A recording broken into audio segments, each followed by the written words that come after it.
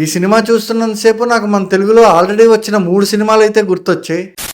Vishwanath and sons movie review. Views అయితే బాగానే వస్తున్నాయి కానీ సబ్స్క్రైబర్లు పెరగట్లేదు. కొంచెం ఛానల్ని సబ్స్క్రైబ్ చేసి పెట్టుకోండి. అలాగే వీడియోని చివరి వరకు చూసి నచ్చితే ఖచ్చితంగా లైక్ చేయండి. ఫస్ట్ లోనే ఒక పాయింట్ అయితే చెప్పాలి. విశ్వనాథ్ అండ్ సన్స్ అనే సినిమా ప్రాపర్ తమిళ సినిమానే. ఈ సినిమాని తమిళ్లో షూట్ చేసి తెలుగులోకి డబ్ చేశారు. 40 years ఏజ్ ఉన్న ఒక రిచ్ పర్సన్ తన లైఫ్ లో జరిగిన కొన్ని ఇన్సిడెంట్స్ వల్ల పెళ్లి చేసుకోకూడదు అనుకుంటాడు. అలాంటి ఒక రిచ్ పర్సన్ లైఫ్ లోకి ఒక 20 years ఏజ్ ఉన్న అమ్మాయి ఎలా వచ్చింది, ఆ తర్వాత ఏం జరిగింది అనేదే సినిమా. ఈ సినిమాకి ఫస్ట్ పాజిటివ్ పాయింట్ ఏంటంటే ఈ సినిమాలో హీరోయిన్ మమితా బైజు. ప్రేమలు సినిమా తర్వాత మమితా బైజు యాక్టింగ్ అంత క్యూట్ గా అనిపించింది మళ్ళీ ఈ సినిమాలోనే. అంటే ఒక ప్రాపర్ జంజీ గర్ల్ గా ఆవిడ యాక్టింగ్ అయితే మాత్రం చాలా బాగా అనిపించింది. అట్ ద సేమ్ టైం ఒక 20 years అమ్మాయి మెచ్యూర్డ్ గా ఉండాల్సిన ప్లేసెస్ లో ప్రాపర్ గా మెచ్యూర్డ్ గానే ఉన్నట్లు కూడా యాక్ట్ చేశారు. ఇంకా ఈ సినిమాకి నెక్స్ట్ పాజిటివ్ పాయింట్ ఏంటంటే సీనియర్ హీరోయిన్ రాధిక గారు. హీరో సూర్య గారికి అమ్మ క్యారెక్టర్ అయితే చేశారు ఆవిడ ఈ సినిమాలో. అంటే రాధిక గారు నా క్యారెక్టర్ లో చూసినప్పుడు రాధిక గారు తప్ప ఇంకెవరూ ఆ క్యారెక్టర్ అంత బాగా ప్లే చేయలేరేమో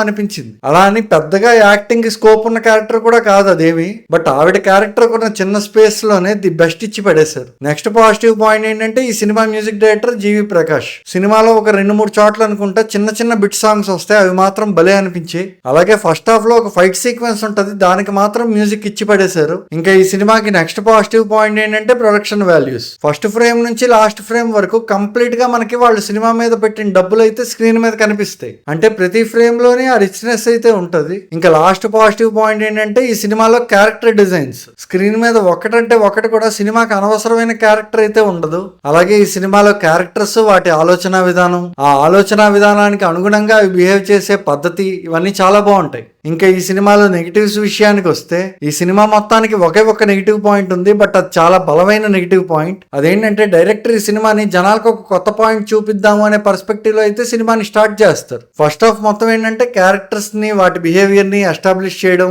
అలాగే సెకండ్ హాఫ్ మొత్తం ఏ కాన్ఫ్లిక్ట్ పాయింట్ మీద రన్ అవబోతోంది అని చెప్పడంతోనే అయిపోతుంది. సో ఇప్పుడు సెకండ్ హాఫ్ లో డైరెక్టర్ రెస్పాన్సిబిలిటీ ఏంటి? ఫస్ట్ హాఫ్ లో చూపించిన కాన్ఫ్లిక్ట్ పాయింట్ కి సెకండ్ హాఫ్ కి వచ్చేసరికి ఒక సొల్యూషన్ ఇవ్వడం, అండ్ ఆ సొల్యూషన్ ని ఎలా అచీవ్ చేశారు అనేది సెకండ్ హాఫ్ లో చూపిస్తే సరిపోయేది. సెకండ్ హాఫ్ లో ఆ కాన్ఫ్లిక్ట్ పాయింట్ నుంచి డీవియేట్ అయ్యి ఏవేవో సీక్వెన్సులు చూపించినట్లయితే అనిపించింది. అంటే ఆ సీక్వెన్సెస్ లో కూడా ఈ కాన్ఫ్లిక్ట్ పాయింట్ ని కొంచెం ఎక్కువగా ఇన్వాల్వ్ చేస్తే బాగుండు అనిపించింది. ఈ సినిమా చూస్తున్నంతసేపు నాకు తెలుగులో వచ్చిన 3 సినిమాలు అయితే బాగా గుర్తొచ్చాయి. వాటిలో ఫస్ట్ ది అమ్మా నాన్న ఓ తమిళ అమ్మాయి, సెకండ్ బొమ్మరిల్లు, అలాగే థర్డ్ మిస్ శెట్టి మిసెస్ పోలి శెట్టి. ఇంకా ఓవరాల్ గా విశ్వనాథన్ అండ్ సన్స్ సినిమా ఎలా ఉంది అని నన్ను అడిగితే స్ట్రిక్ట్లీ యావరేజ్ అనిపించింది.